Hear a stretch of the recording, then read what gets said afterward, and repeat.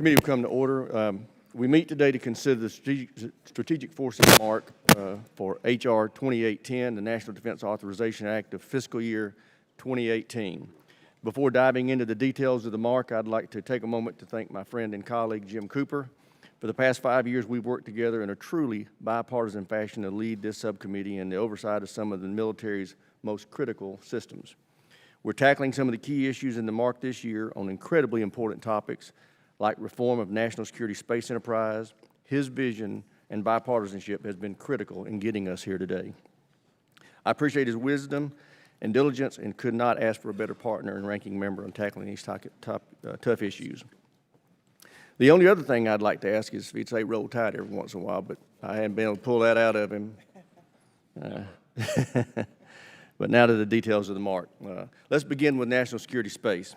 The mark addresses the significant flaws in the organization and management of the national security space enterprise. This is an issue the subcommittee has studied for months, and I can't even tell you how many meetings with space experts and leaders that Jim and I have taken on this subject over the last 9 months. We've both come to the same conclusion: the department cannot fix itself on this issue. Congress has to step in. And that's why this mark creates a new Space Corps within the Department of the Air Force under its secretary, but separate from the Air Force itself. It also reestablishes a Space Command as a sub-unified command under Strategic Command. These changes won't be easy and will be disruptive in the short term, but our adversaries will never be less capable than they are today. We must act now if we wish to maintain the advantages the U.S. military obtains from and by operating through space.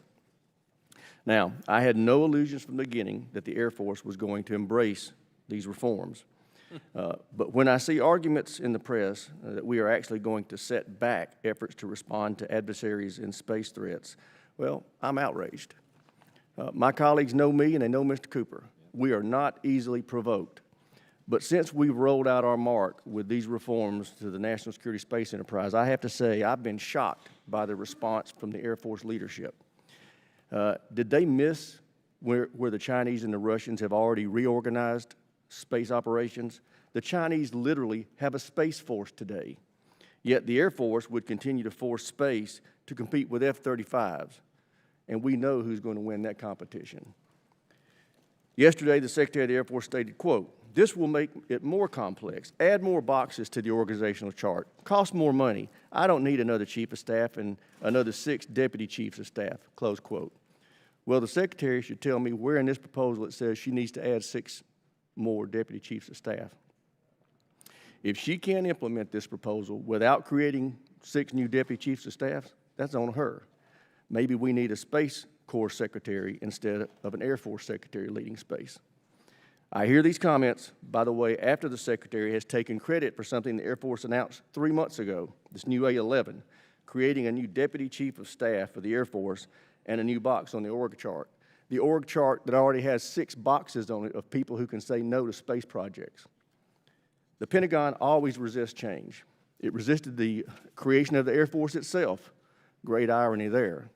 It resisted Goldwater Nichols, which has been a vital reform in the way the military fights as a team. The Air Force resisted the development of unmanned aerial vehicles. Who can imagine what modern warfighting would be like if we had listened to the Air Force then when it claimed that resources could be better spent on things other than UAVs? It ignored the Rumsfeld Commission, the Allard Commission, a dozen other reports and studies over the last 16 years, saying that something had to change with military space. What do they all have in common? They have all concluded that the current organization isn't working. Now, the Air Force leadership would have us trust them. I don't think so. They just need a few more years to rearrange the deck chairs. I don't think so. This is the same Air Force that got us into this situation where the Russians and the Chinese are near peers to us in space. We will not allow the status quo to continue. To be clear, I'm willing to work with the Air Force and the Secretary and the Chief to reform National Security Space Enterprise. But at the end of the day, whether or not they're in the room when the decisions are made is their choice. They need to work with Congress to fix their problems with National Security Space Enterprise, or we may need to take this mission totally away from the Air Force. All right, with that friendly warning, let's out of the way, let's focus on the rest of the mark. This mark also provides for the establishment of an annual space flag training event for space professionals modeled after the Air Force's Red Flag event, in which an effort to further improve and develop our warfighting capabilities and doctrine. Oh, I'm sorry. Did you ask for me? No. Warfighting capabilities and doctrine in space. On the subject of Russian violations of the Intermediate Range Nuclear Forces Treaty, the mark includes a significant set of actions to send Russia a message. Your violations of this treaty are going to cost you and will not be permitted to obtain a military advantage from this lawless behavior. Turning to the nuclear enterprise, the mark will create strong oversight processes to ensure the nation's nuclear command, control, and communication systems remain robust and secure during ongoing recapitalization efforts. The mark also directs an independent assessment of the contracting methods for running National Nuclear Security Administration's national labs. We need to evaluate how we're managing and operating these national treasures to understand whether the current for-profit model makes sense or not. We recommend the chairman authorizing the full budget request funding levels for NNSA's nuclear weapons activities and defense nuclear non-proliferation programs, including critical efforts to modernize nuclear weapons stockpile and related infrastructure. We know that the increased funding request for these efforts this year is just to execute Obama administration's nuclear modernization program. This funding was a recognized need by former Secretary of Energy Ernie Moniz, and it's encouraging to see the new administration agrees with Secretary Moniz. On missile defense, ensuring our ballistic and cruise missile defenses continue to stay ahead of the threat is more important now than ever. As Admiral Searing testified before this committee less than a month ago, quote, "It is incumbent upon us to assume that North Korea today can range the United States with an ICBM carrying a nuclear warhead," close quote. We cannot afford to shortchange our missile defense in the face of such threats. Unfortunately, that's just what we've been doing for the last several years. Broadly speaking, this mark addresses the growing threat from adversary ballistic missile proliferation by recommending to the chairman more than $2 billion in additional funding for missile defense, while also including mechanisms for enhancing research, development, and procurement of missile defense programs. Specifically, the mark supports the committee's broader effort to move acquisition authorities down from OSD to individual services by requiring the transfer of acquisition authorities from the Director of Missile Defense Agency to a military department by the time of the FY 2020 President's budget is being submitted. The mark also requires the Director of Cost Assessment and Program Evaluation, CAPE, to review the contracting strategy for the ground-based mid-course defense system, which I might add is the only system we currently have to guard against an ICBM launched by North Korea, and prevents the MDA from changing the strategy until 30 days after Congress receives CAPE's review. It also requires the Missile Defense Agency to develop a space-based sensor layer to enhance our ballistic missile defense capabilities.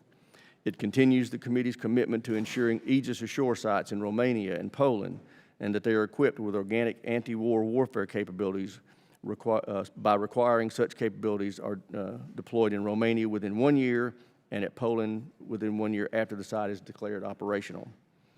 And something I find hugely important, it gives the U.S. Army one last chance to show it's serious about modernizing its new missile defense radar. The Army will get until April of 2018 to develop a modernization schedule that acceptably meets warfighter requirements for a replacement to the legacy Patriot air and missile defense radar system, or have acquisition programs transferred to the Missile Defense Agency. We have been pushing the Army for 3 years now on this matter, and all we've gotten are delays and red tape. Enough is enough. Lastly, and this is a very significant issue to me, we recommend the chairman a significant increase of over $550 million to fully fund the request of our allies in Israel. We would provide a total of $705 million for co-development and co-production of Iron Dome, David Sling, and Arrow 3. And I now turn it over to my friend and ranking member from Tennessee, Jim Cooper, for any opening comments he'd like to make. Thank you, Mr. Chairman. I appreciate our genuine friendship and for your excellent work on this mark. Simply put, this mark protects national security. Most notably, it takes historic for steps to address the fragmentation and lack of focus on national security space issues by creating a Space Corps. Because our assets in space are more vulnerable to attack than they've ever been, we must rethink how the department, especially the Air Force, organizes itself to effectively address these growing threats. I thank the Chairman for including me in this effort and for making this a truly bipartisan process. I would also like to highlight the MARC's focus on modernizing our nuclear command and control. I agree that this must be one of our top priorities. Many NC3 programs are delayed and over budget, and we cannot let these problems persist. I'm also very pleased that the MARC recommends full funding for Israeli missile defense cooperation. However, the MARC also includes several provisions with which I disagree, particularly with regard to constraints on nuclear weapons dismantlement and treaties restricting Russia's nuclear weapons. I intend to offer a few amendments today to address several of these shortcomings. But above all, thank you again, Chairman Rogers, for being a great partner in the subcommittee. And I would also like to take this opportunity to congratulate Tim Morrison, who's been elevated on high to be Majority Strategic Policy Lead for the full committee. He's done excellent work on the 6 years on strategic forces as a Majority Lead. And I would like to welcome Sarah Miniero, who's just joined the committee. Welcome to Strategic Forces. Thank you.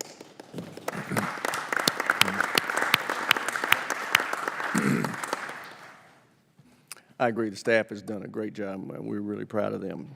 We'll now proceed to the mark of HR 2810, the National Defense Authorization Act of fiscal year 2018. Without objection, the first reading of the bill is dispensed with. Copies of our subcommittee mark and directive report language were made available and distributed to members' offices on Tuesday, June 20th. Is there any discussion or questions on the subcommittee's mark? This is the way I like it. All right, if there's no further discussion, and there's not, the chair lays before the members the text of the subcommittee mark for consideration. Without objection, the mark is open for amendment at any point. Are there any amendments to the subcommittee mark? The chair recognizes Mr. Franks of Arizona. Mr. Chairman, I have an amendment at the desk. Clerk will please pass out the amendment. Figure out which one this is. Without objection, the reading of the amendment will be dispensed with. Okay. The chair now recognizes the gentleman for 5 minutes for the purpose of explaining his amendment. Which one is this first?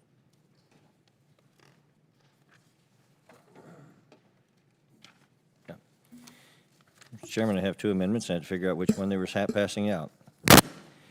Mr. Chairman, the U.S. government should fly reusable rockets when it's safe and makes sense to do so. Reusable rockets are proven.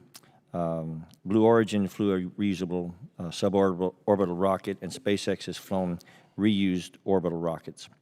Reusability increases operational responsive space launch, and it enhances our warfighting capability. It could save taxpayers significant money.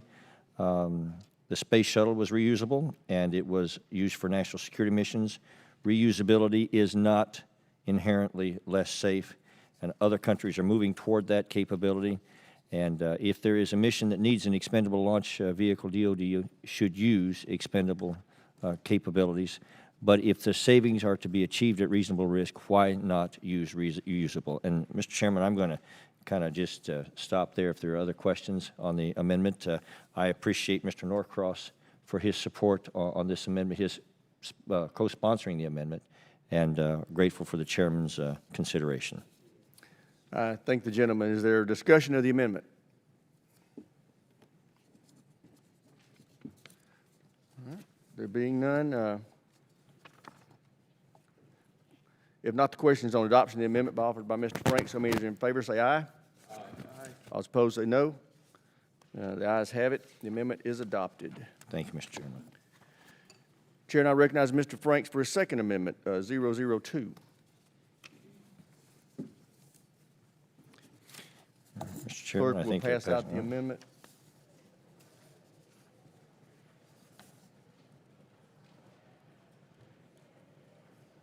Without objection, reading of the amendment will be dispensed with. The chair now recognizes the gentleman from Arizona for 5 minutes to explain his second amendment.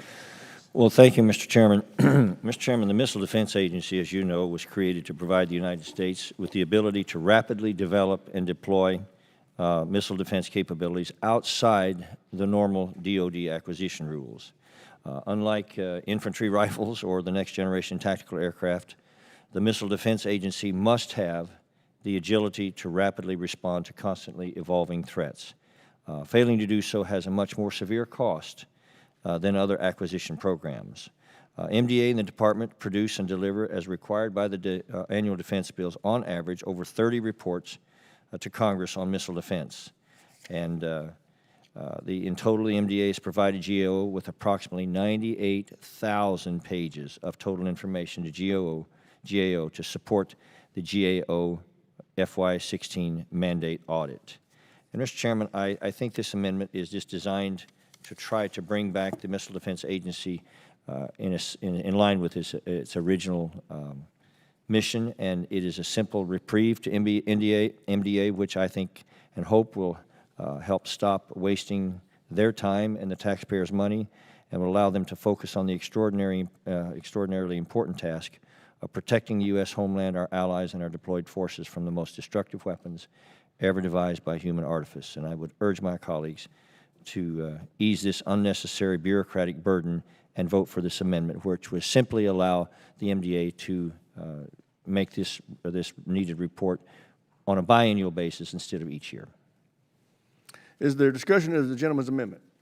Chair, and I recognize Mr. Garamendi for Ms. Davis for 5 minutes. What a gentleman. Thank you, Mr. Chairman. I thought you saw my hand. I wanted to respond to this amendment because the MDA is already exempt from regular defense acquisition processes. And so trying to reduce that information further and not having that oversight mechanism actually doesn't give Congress the information that they need. So I think that I'm not quite sure I understand the gentleman's interest in this because I think he's made the case that these are important reports, and at the same time, they have these reports that are a little different from some of the others, but this information is certainly important. I think that if we only have biannual reports, it really will weaken the understanding of the MDA's acquisition programs. And again, that's taking away information that Congress needs to provide the oversight to understand really what's going on. And it also would result in the GAO losing some expertise to evaluate the GMD's performance. So overall, I think we want to give people, I think, the opportunity to not have to do things that are going to make them crazy every year, frankly. I mean, I feel strongly about that, but in this instance, we are better off with this kind of information every year. Would the gentlelady yield? Yes. I would like to agree with the gentlelady. We are all elected here for 2-year terms, and if we have biannual reporting, that means we get one look at MDA while we're in our term. I think we're entitled to more than that. 365 days is a long time. A lot can change. In the last 10 years of GAO reporting on MDA, they have estimated that they've saved us $11.9 billion for the taxpayer by having these relatively frequent but annual looks at the process. I think it's very important to save taxpayer money. I think it's very important for us to do our jobs, and to limit ourselves to only one look a term on this vital program, I think, is not constructive. Very few people in Congress are more against reports than I am. I do not like unnecessary paperwork, but this, in my opinion, is some of the necessary paperwork that we need to be confronting, especially with the $11.9 billion in savings that's already been demonstrated. So let's keep saving the taxpayer money. Let's keep doing our oversight role. Let's keep getting these annual reports instead of the biannual reports that the gentleman is suggesting. I yield back to the gentlelady. I yield. Mr. Chairman, I guess Chair, and I recognize the gentleman from Arizona. forgive me, the only response I would have is that, the Missile Defense Agency was designed to be flexible and responsive. And sometimes I think we put so much paperwork burden on them. And I don't know, I've just asked the honest question, it's not to impeach anyone here, but how many members of this committee have read those annual accountability reports? I'm not sure. I just have to be incredibly candid. I haven't. And so I understand the need for oversight, but even if we're only here 2 years at a time, there's certainly a way for us to consider the previous year's reports if it's significant to our concern. And just it seems like the effort here is to try to take the pressure off of MDA, and I think that I would just throw it open to the committee for their consideration. Great. Chair, I recognize the gentleman from California, Mr. Garamendi, for 5 minutes.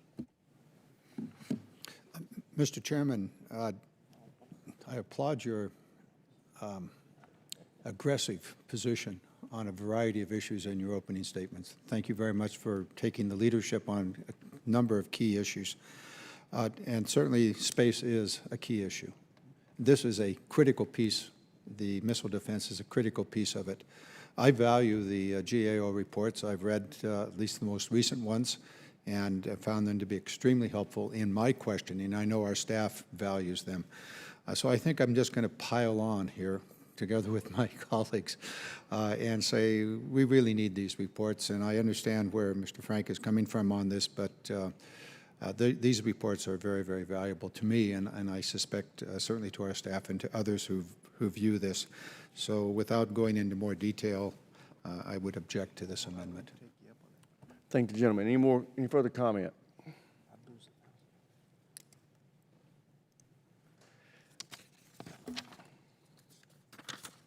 If not, the question is on adoption of the amendment offered by Mr. Frank's amendment number 2. So many as are in favor will say aye. Aye. Those opposed say no. No. Opinion of the chair, the ayes have it. Recorded votes, sufficient vote for a recorded vote is heard. The clerk will call the roll. Mr. Rogers. No. Mr. Rogers, no. Oh, aye, I'm sorry.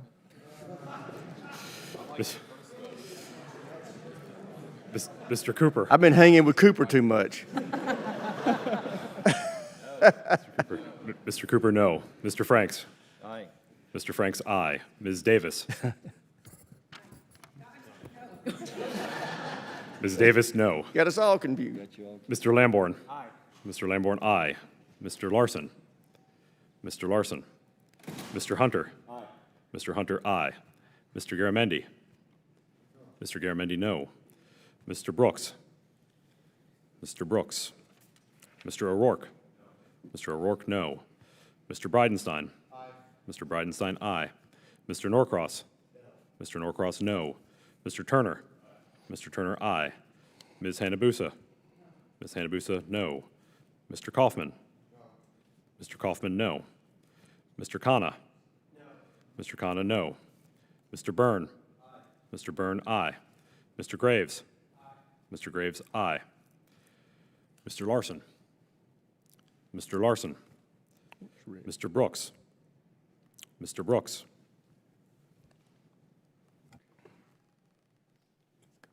Ready. Clerk will report the tally. There are 8 members voting aye and 8 members voting no.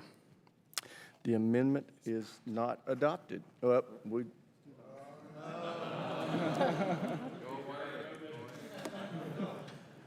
Can we, is it still open? No, it's your usual stance. Yeah. Yeah. Well, the truth is I've called the tally. I would have to have unanimous consent to allow you to vote. No, that's fine. I've got votes in SST at the same time. Okay. The amendment is not adopted. All right. Chair now recognizes Mr. Lamborn for amendment number 3. Mr. Chairman, I have an amendment at the desk. The clerk will pass out the amendment.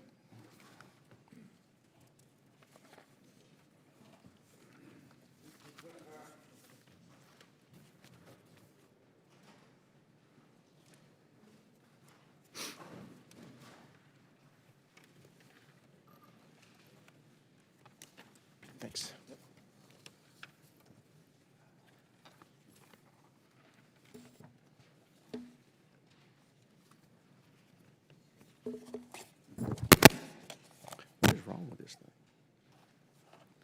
Okay, without objection, the amendment will be dispensed, reading of the amendment will be dispensed with. The chair now recognize the gentleman from Colorado, Mr. Lammer, for 5 minutes to explain his amendment. Thank you, Mr. Chairman.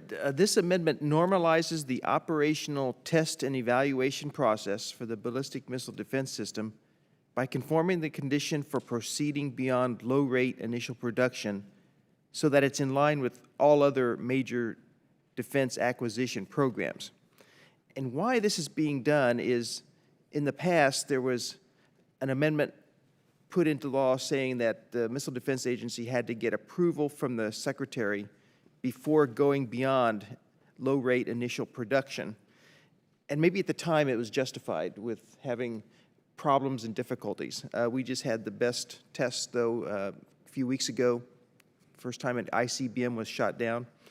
And so I think it's time where the Missile Defense Agency has its procurement in line with all other major weapons procurement programs, like the F-35, for instance. So that's what this amendment does.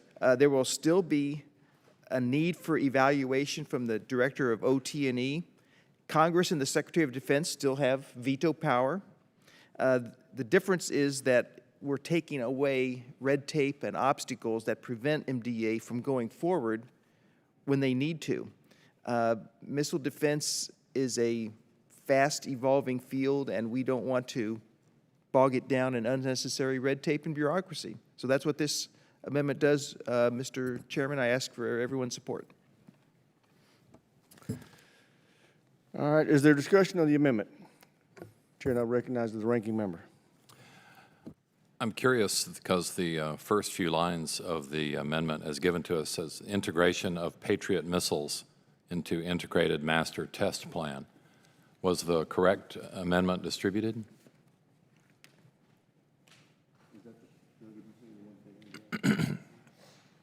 Yeah, it's the one that I already had, log 3. Looks to be the one. But Maybe that's where the amendment was put in just 4 years ago when that was done. could we get a clarification of That's the staff? same. I was wondering why the reference to the Patriot missile system early on.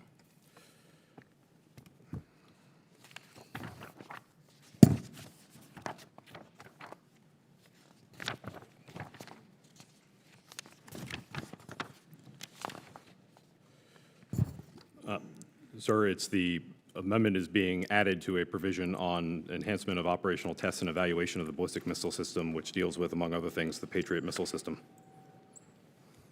So the amendment really has nothing to do with that. It's just inserted in that section of the code.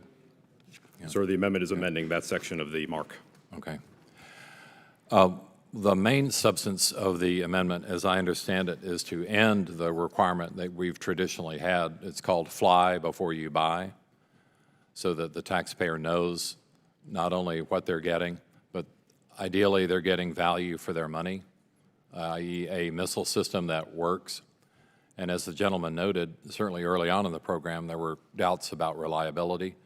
There are still some doubts because although we rejoice that the last test was very successful, there have been a number of unsuccessful tests.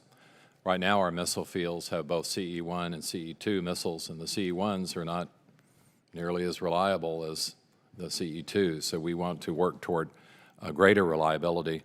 I would just wonder why we would willfully remove a requirement that what we buy works.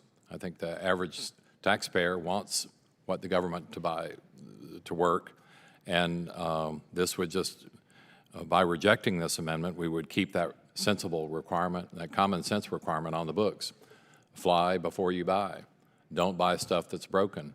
Let's make sure that it works, especially when it comes to missile defense. So I would ask the gentleman if he could work with us, and maybe before a full committee next week, we could work out some sort of compromise on this, because I think we have the same intention here. We're not opposed, because everybody wants stuff that works. And to eliminate a bureaucratic requirement that would safeguard the taxpayer seems to be maybe a bridge too far at this point. Would the gentleman yield? I'd be delighted. We already have a very lengthy and detailed acquisition process. Some people would say it's overly burdensome for all the other systems. Look at the F-35, for instance, and how long that has taken, and all the changes in that. So adding another layer of requirements to missile defense when we already have a very involved and detailed process for that would still remain in place for it, and is what we do now for every other major defense or weapons procurement program, is just piling on so much bureaucracy beyond the normal level of bureaucracy. So it just seems like it's time, at some point, we have to unloosen some of the shackles. And it just seems like this is the time, given what's happening in the world, to let the MDA be that much more streamlined. If I could reclaim my time, I know the gentleman knows that the chairman of the full committee is working on acquisition reform. I think all members of the committee have an interest in acquisition reform. I do not question the gentleman's motives or intentions. No one wants extra bureaucracy. So I would just ask the gentleman's forbearance if before the mark next week we could figure out some way to make sure that missile defense is treated fairly under this and the taxpayer gets full value for their money, because I think we're on the same page. This is not a partisan committee. We've worked very well together, and I think there are ways, surely by waiting a few days here, to make sure that this amendment is crafted so it meets all the members' approval. Is there any further discussion on the amendment? Mr. Garamendi is recognized for 5 minutes. Mr. Lamborn is correct in his concern that we develop a viable operational missile defense. At the present time, our concern is principally North Korea, perhaps eventually Iran once again, and certainly there may be others. The current system that we have seems to work well enough for a very limited missile defense. There are major questions about its ability beyond in a sophisticated missile attack. I think we need to be cautious as we proceed. This is not a question of bureaucracy. This is a question of making sure that what we buy actually serves the purpose for which it was intended. We also, in this committee, are moving towards other missile defense systems, and with the hope that they might be even better and more successful against sophisticated missile attacks or numerous missile attacks. So it seems to me we ought to keep in place the present requirement that the new upgraded ground-based missile defense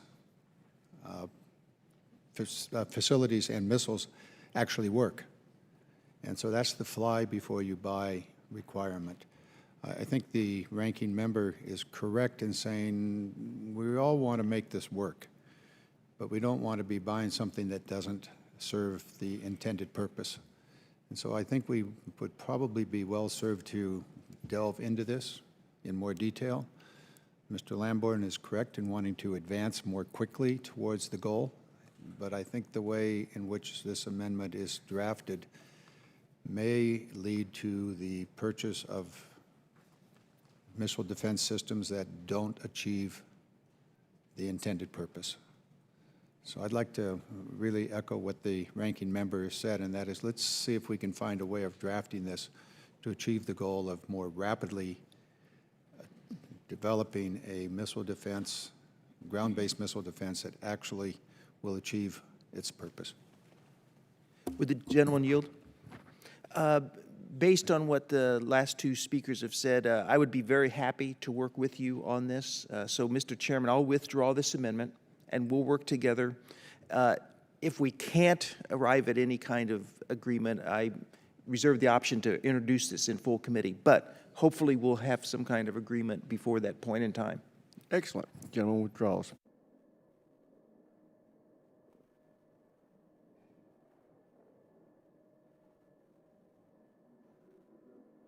Mr. Cooper is recognized for his amendment number 10. Clerk will pass out the amendment. Thank you.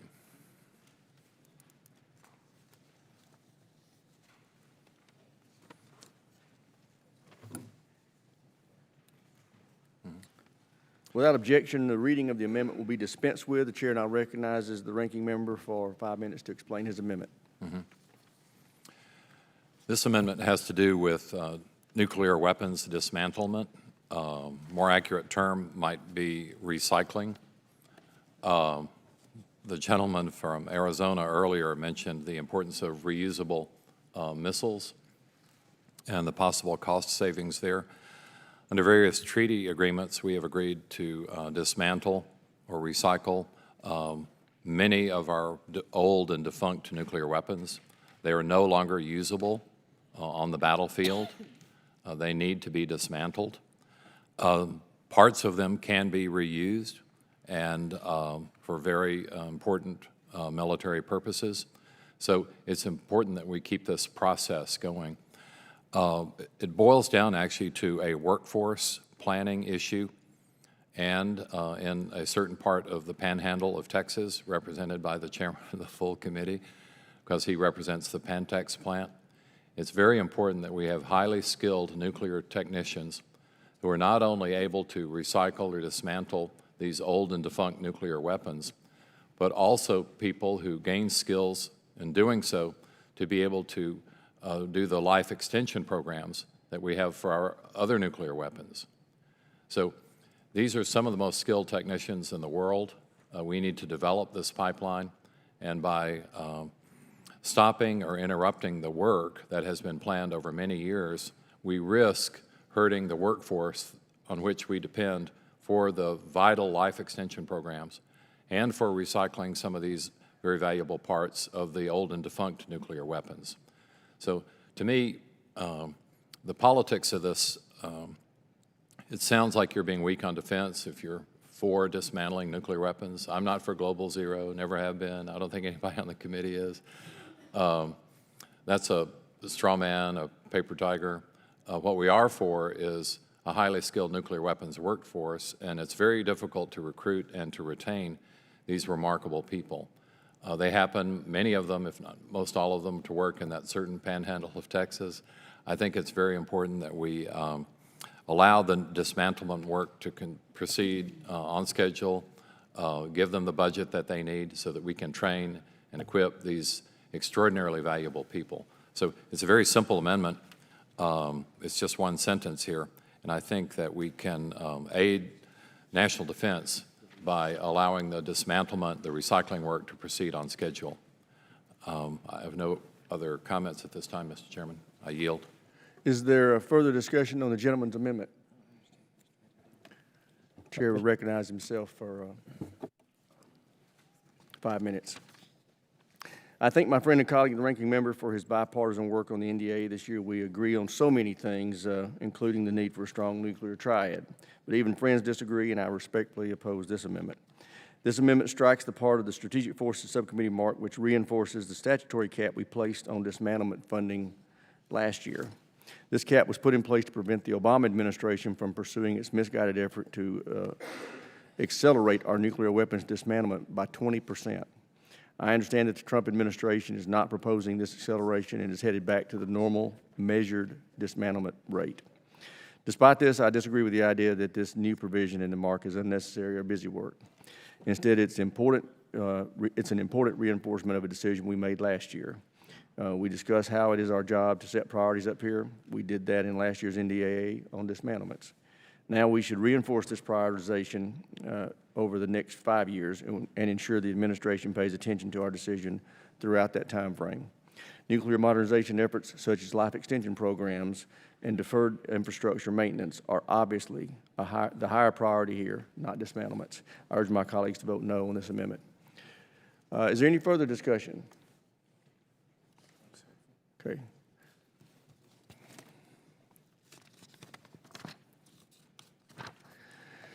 If not, the question is on adoption of the amendment. So many as are in favor will say aye. Aye. See, I'm not the only one. Everybody's confused today. All right, we're going to try that again. So many as are in favor of Mr. Cooper's amendment will say aye. Aye. So many as are opposed to Mr. Cooper's amendment will say no. No. Opinion of the chair. The noes have it. All right. The noes have it. The amendment is not adopted. All right. Chair now recognizes Mr. Cooper for his second amendment, amendment number 11. Clerk will pass out the amendment.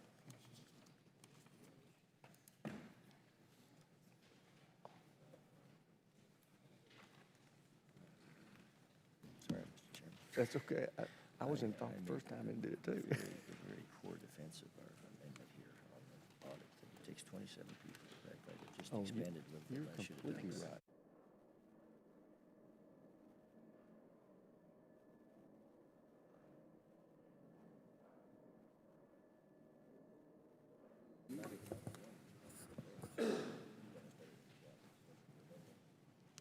Mr. Chairman, quick question. Are we Gentleman's going- recognized. Are we going to see all these amendments that fail in full mark, so we all have to sit through them twice?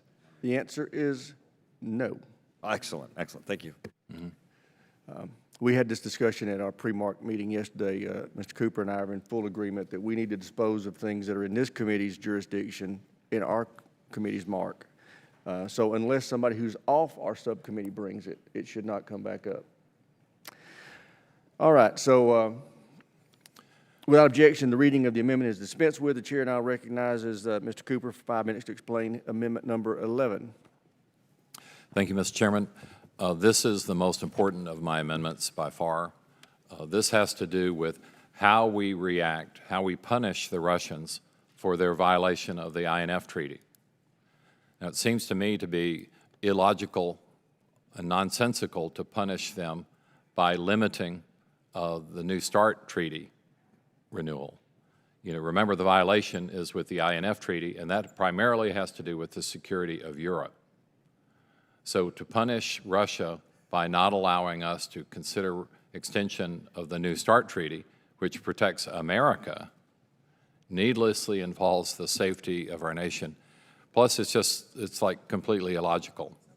And to give you an example of the way our top military leaders today feel about the New START Treaty, let me quote from General Hyten, the four-star general in charge of Strategic Command.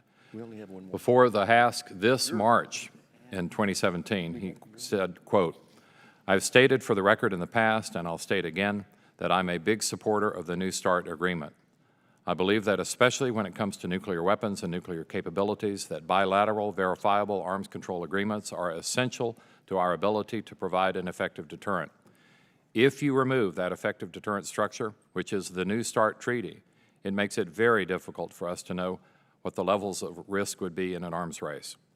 The concern would be that what we do have to do in order to stay in the same level as our adversaries, and that could be a very risky proposition. That's why I continue to support the New START levels that we're under right now." So let's have all the punishments you want for their violations of the INF Treaty, but let's not do anything that might conceivably hurt America, according to our top generals, the head of Strategic Command. So to me, this is just a poor way to punish Russia. It's essentially shooting ourselves in the foot because of a Russian violation in INF. So remember, this is a very bipartisan subcommittee. We agree on so many things. I think that this is something that we should agree on too. I can quote other top generals if you want. General Weinstein testified to us also in 2017 about the value of the New START Treaty. There are many other important quotes, but the key is to understand the illogic of if you're punishing them for an INF violation, and the INF Treaty protects Europe, why punish them by possibly hurting America by not allowing an extension of the New START Treaty? So I would ask the members of the committee to not support what's in the mark and to accept my amendment to take out that section of the mark. I thank the chair. Thank the gentleman. Chair, is there any discussion of the gentleman's amendment? Gentleman, Mr. Lamborn is recognized for 5 minutes. Yeah, I would just say to the ranking member that it's not a matter of punishment, it's a matter of trust. If they're violating the INF Treaty, showing disregard for treaties they've entered into with the United States, that should give us pause about their willingness and ability to comply with another treaty, the New START Treaty. So it's not a matter of punishment, it's a matter of trust. And under the New START Treaty, we had to remove nuclear warheads while the Russians were able to add nuclear warheads. That's an equation that made a lot of people vote no in the Senate. It did not pass by overwhelming numbers at all. And the violations of the INF Treaty were not known to the senators at the time. Had they known about the violations, maybe some of the yes votes would have been no votes and it would have never even passed in the first place. It can't be proven now, but they had been violating the INF Treaty before New START was entered into. It's just that the senators didn't know about it. So I think that this is a provision that we should leave in place, and so I would ask for a no vote on this amendment. Would the gentleman yield? Yes. As the gentleman knows, about 2 weeks ago, the Senate voted almost unanimously, 98-2, to impose new sanctions on the Russians for a variety of their misdeeds. I don't think anyone on this subcommittee trusts the Russians at all. The question is the most effective way to punish them. And the New START Treaty, for all of its flaws, and it's not a perfect agreement, none is, the New START Treaty allows 18 inspections a year of Russian facilities that we would not otherwise be able to enter and inspect. And for us to not even allow the funding of any possible extension of that treaty would mean that we would be telling the Russians we don't want those 18 inspection opportunities of their secret facilities. I think that those inspections have produced very valuable information. Let's keep those inspections going. That's one of the best parts of the treaty. And for us to curtail all funding for any possible extension as a result of their INF violations, I think is short-sighted and could be even self-destructive. So let's keep those 18 annual inspections a year going. I think that's a very important part of the New START Treaty that should be continued. I thank the gentleman for yielding. Is there any further discussion? Mr. Chairman, I think we just have to ask ourselves, you know, who does it benefit if we do this? And I can assure you that it doesn't benefit us. So let's go with Mr. Cooper's amendment. Gentleman from California, Mr. Garamendi is recognized. Well, very quickly, I wanted to pick up on what Mr. What was just said with regard to the inspection routine. The INF did not have a robust inspection process built into it. And over the years, the current violations occurred without our direct knowledge. We eventually found out. The New START Treaty has an extremely important element in it, and that is the inspection mechanisms that are in the treaty. If we do not renew the New START, extend it and renew it, the inspections cease. It is not in the interest of the United States that those inspections stop. But it is in our interest that we continue to inspect and gain knowledge as to what is going on with regard to the Russian nuclear enterprise. And so therefore, the amendment offered by our ranking member is extremely important, and we ought to eliminate from this mark the prohibition of the extension. So I would support the ranking member's amendment. Would the gentleman yield? Two quick responses. The INF Treaty did have very intrusive inspection protocols in place. They had portal inspections. Cruise missiles couldn't leave the factory without the U.S. knowing about it. So that's how it was structured, and that was very intrusive. So that argument doesn't hold water. And secondly, the 18 annual inspections will continue. We're not talking about doing away with the inspections. I yield back. My understanding is if the New START is not extended, the inspection routine terminates. If that's incorrect, I'd be happy to hear differently. Mr. Chairman, could I have staff elaborate on that particular point? Chair would ask the staff counsel, Tim Morrison, to give his thoughts on that. But would the inspections continue with your understanding? Mr. Chairman, the treaty does not expire until 2021. The inspections will continue until the treaty expires in 2021. But the point is the extension beyond that. And so if the treaty expires, then the the inspections expire. Yeah, I agree, past the expiration point, you're right. Any further discussion? If not, the chair recognizes himself for some comments. The ranking member knows of the esteem in which I hold him, but that said, we disagree on this matter. The New START Treaty isn't due for extension until 2021. Earlier this year, the chairman, during Chairman Thornberry's Nuke Week, I asked a question for the record of Vice Chairman of the Joint Chiefs of Staff, General Silva, about the extension of the New START Treaty and the considerations that policymakers should evaluate in terms of potential extension of that treaty. He responded, quote, "There's no need to extend New START Treaty today. It's too early to consider extending the treaty." He continued, quote, "I anticipate Russia's violation of the international commitments, such as the INF Treaty, will be a consideration in any future arms control discussions," close quote.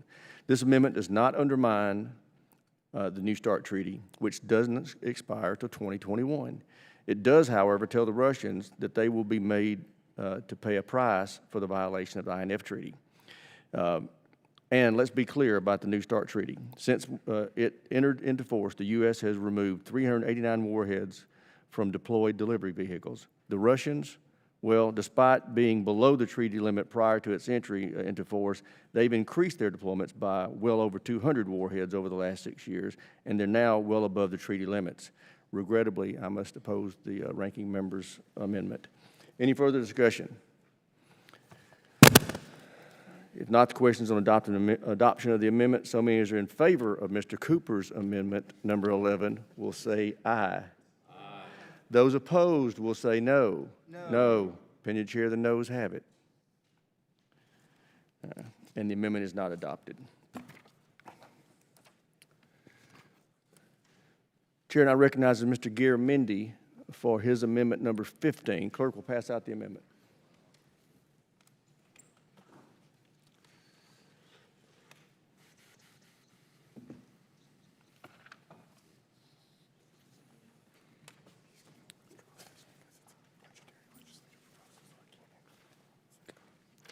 Without objection, reading of the amendment will be dispensed with.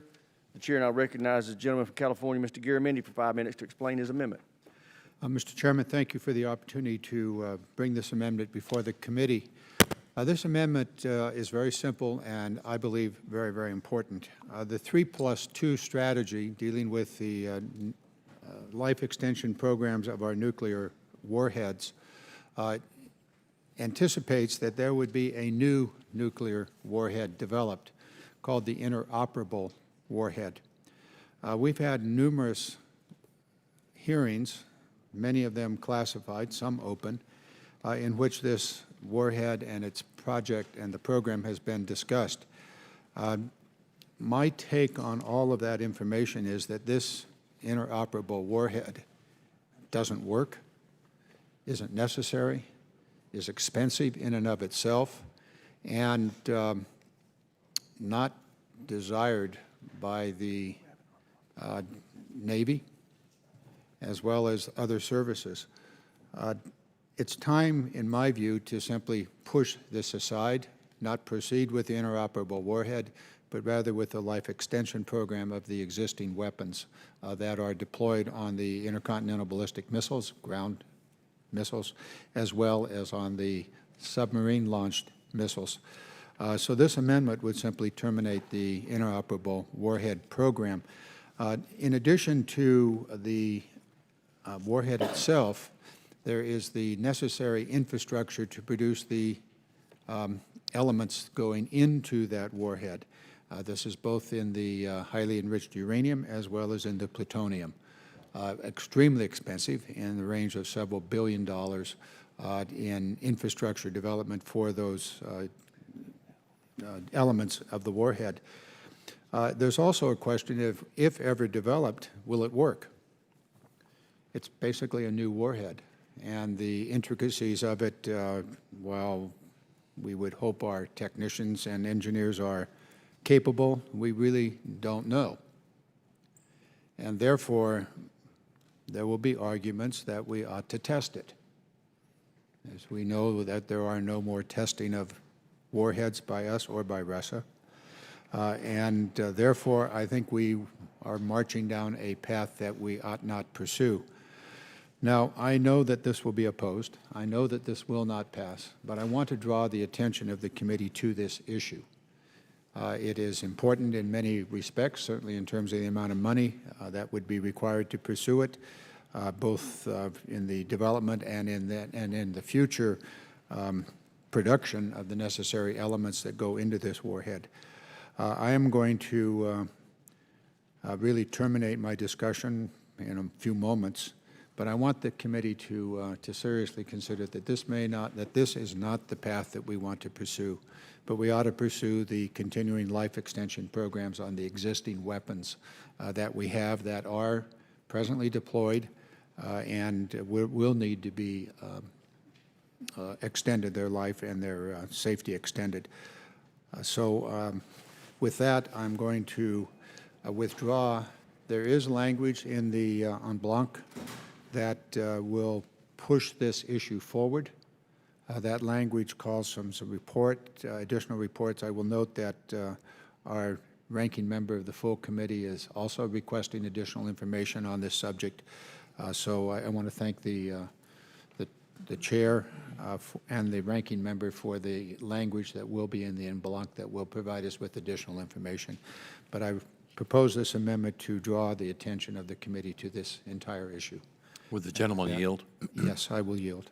I want to thank the gentleman for his very legitimate and important contribution to the debate, and also for his legislative strategy to have already guaranteed that his briefing will be included in the en banc amendment. You used a belt and suspenders approach that I think is very prudent to cover. Isn't that a Chinese word? Well, That's not very fashionable, though. maybe not in Alabama. Watch it. You've already got me saying "Roll Tide," which I just did, so but that will be the last reference you will ever hear in that regard in this subcommittee. But no, the gentleman contributes greatly to the debate, and these are arguments that all members of the committee need to be aware of, and I congratulate the gentleman on his two-pronged strategy. Yeah. Thank you. With the belt and suspenders work, just draw a final point is that there's a very significant upgrade in the plutonium facility, very, very expensive, and the enriched uranium facilities that would be required to produce this weapon. With that, I yield back. I think the gentleman he withdraws. I now ask unanimous consent to call up en bloc package of amendments that have been worked out and approved with the minority. Without objection, so ordered. Clerk will pass out the en bloc amendment.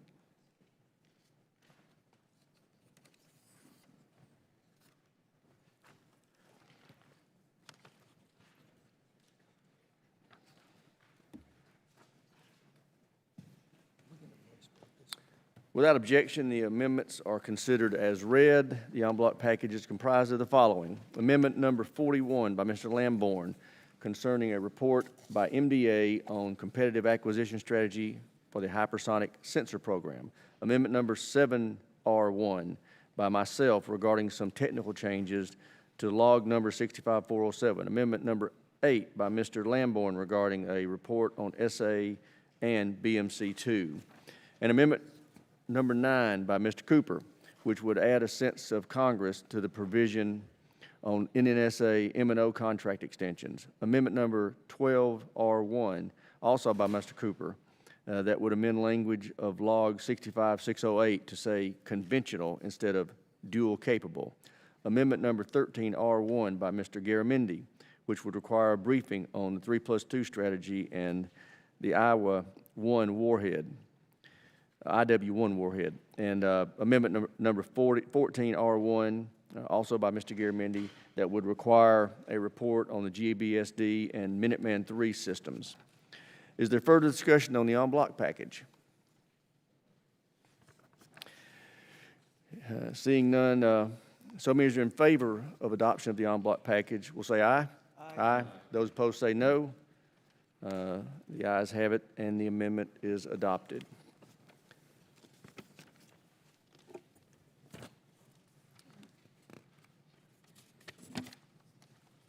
Question now occurs on adoption of the mark as amended. So many are in favor say aye. Aye. Those opposed, no. Pending chair, the ayes have it, and the mark is adopted. Chair now recognizes the gentleman from Arizona, Mr. Franks for the purpose of a motion. Mr. Chairman, I move that the subcommittee report the mark as amended favorably to the full committee. Question is on the motion of the gentleman from Arizona, Mr. Franks. So many in favor say aye. Aye. Those opposed say no. Pending the chair, the ayes have it, and the motion is adopted.